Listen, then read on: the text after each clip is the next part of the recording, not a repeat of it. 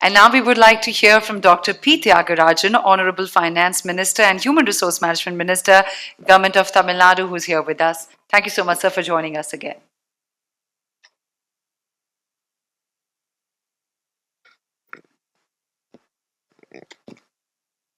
My distinguished fellow gentleman and lady on the stage, former Deputy Chief Minister of Bihar, Sushil Modi ji,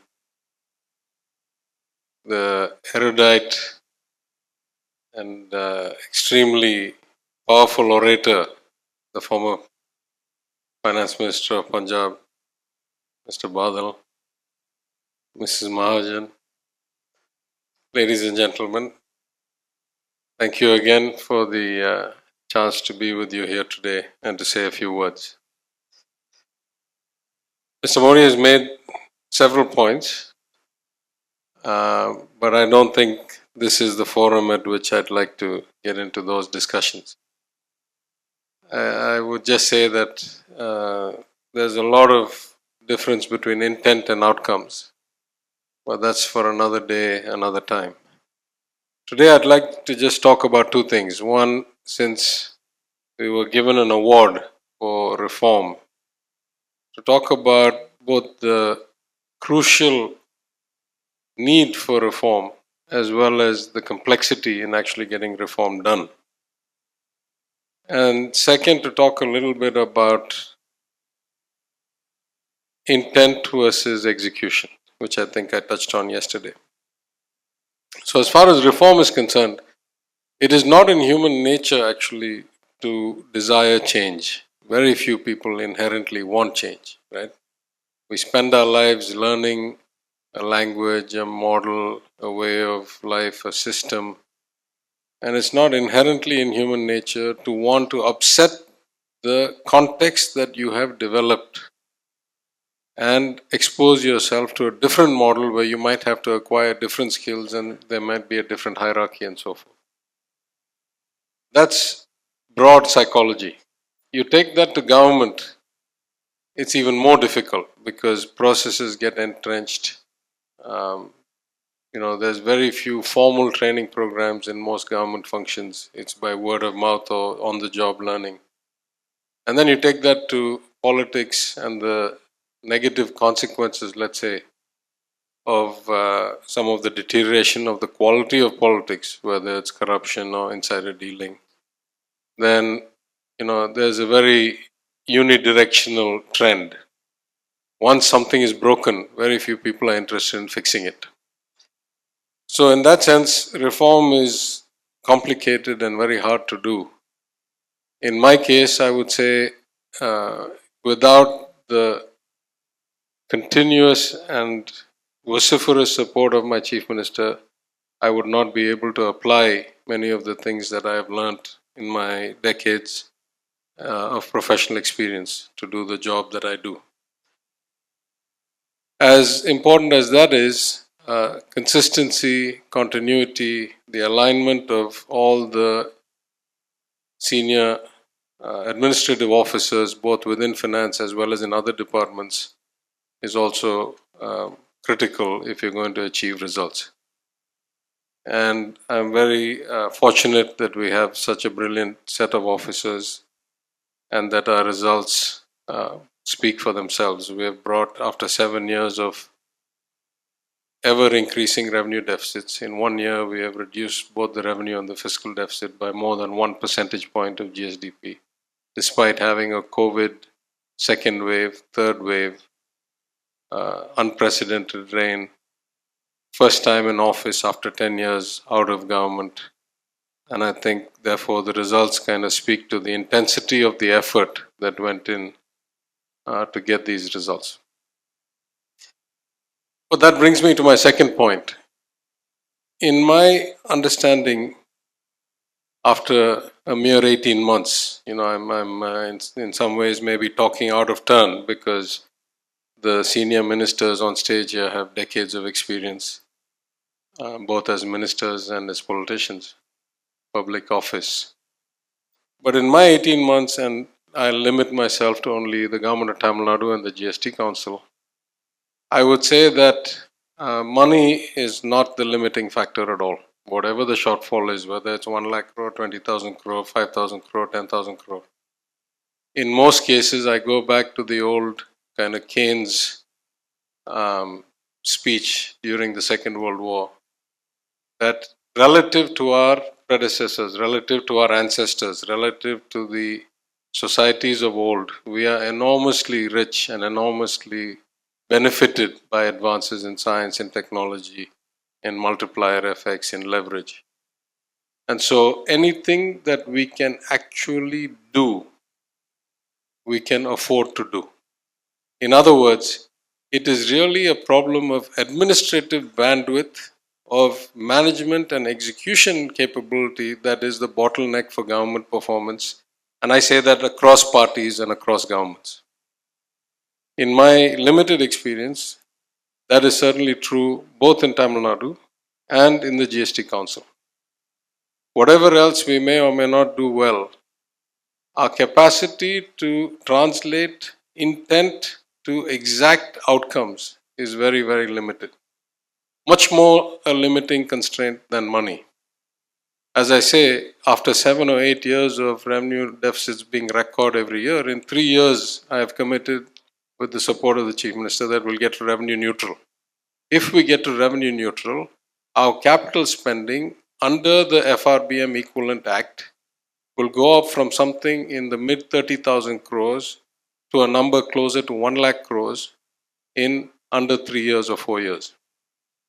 I am not sure we have the execution capability to do that much capital spending in one calendar year or fiscal year. That worries me a lot more. If I take that same issue to the GST Council, whatever may be the limitations and the philosophical differences that I may have with the interpretation of Thiru Sushil Modi, I say that we both should have the same intent, that is, the execution falls far short of the design. Let's start at the simplest thing. The GST system calls for a council meeting once every 3 months. But if you look at whether that's happening, at least in the last, post-COVID era, that has not happened. You look at the GOMs, the timelines we're given and the function that has happened. I'm a member of 2 GOMs. One that is time bound, of course the time has been greatly exceeded, on taxation of gaming, horse racing and casinos. And I'm a member of a standing committee or a standing GOM that I would say is vital, which is for systemic reforms. It's the integration of 2 different GOMs, one on computers and systems and one on broader compliance and design. That is a crucial GOM with very many committed, thoughtful members on it. My friend, the Deputy Chief Minister and Finance Minister of Haryana, Mr. Chautala, other members from other states. The problem is the GOM doesn't meet. If it doesn't meet, it's very hard for us to do any real work. And it doesn't meet because the convener hasn't called the meeting. And the convener hasn't called the meeting because the convener's already changed twice in the course. I mean, it's changed once here and in the other committee changed as well. Because in politics, people lose their role in government, and because they lose their role in government, they lose their membership in the GST Council, then they lose their designation into the GOM, and then if they happen to be the convener, then that is the kind of cold freeze of the GOM's functioning. This has happened multiple times, and we have this strange kind of convention that has been adopted, for which I can find no reference anywhere in the documentation, that if you constitute a GOM, the senior most member of that list of people, meaning if you have a chief minister, they should be given as convener. If you have a deputy chief minister, they should be given as convener. And only then you will give other ministers the role of convener.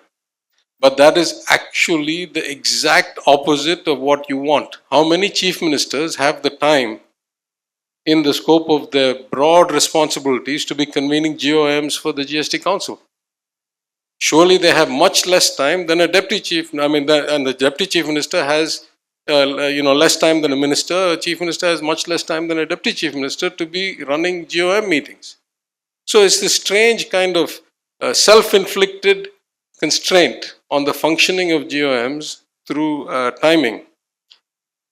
In many cases, we have lost conveners, and it's taken 6 months for the new convener to be named. So I know I'm not trying to be a critic. I'm just trying to say whatever the philosophical differences, those are secondary to the basic question: can you deliver the intent and can you deliver the design that you have designed yourself or you have set yourself? It's not set by somebody else outside. So I think at a broad level, we should let philosophical questions lie for a different day till we can first execute whatever we are currently trying to execute in a timely, efficient manner that delivers results. And I make that point because what we are here for today is exactly to honor and reward those people who have shown us that they can execute or they can deliver. So in that sense, whether it's a jury award or a deemed award, it is a great joy for me and a privilege to be here to award people who set the benchmark that say we can deliver, we will deliver, and if we make a commitment, then we follow through on it. I think that should be the motto for us all.